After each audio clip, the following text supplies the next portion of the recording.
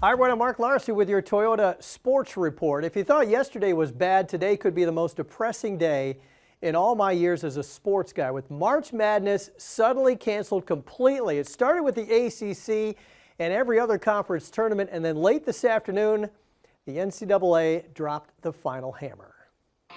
Orange Empire, presented by NYCM Insurance. Well, one thing that hasn't been canceled yet, Erik Columbia, still down in Greensboro in an empty arena. Erik, a surreal scene down there earlier today.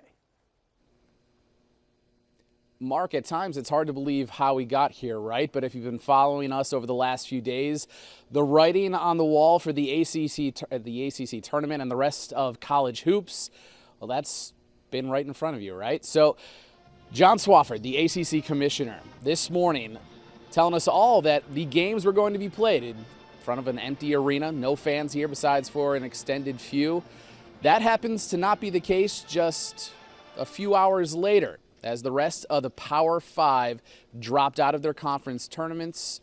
The ACC eventually had to follow suit. So this morning, with Swofford preaching that he had a consensus, it turns out things were a little bit more fluid than he thought.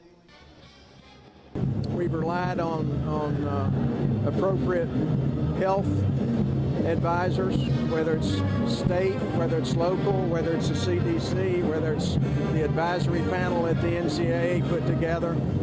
And their advice has changed with some regularity. So it's an extraordinary situation. None of us that are involved have ever really dealt with anything like it.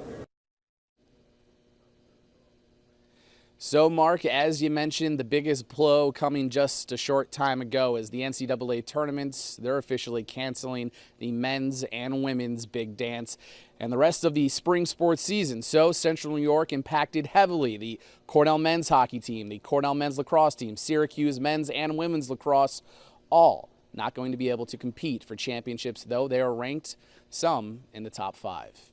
Reporting from inside Greensboro Coliseum, Erik Columbia, Spectrum News.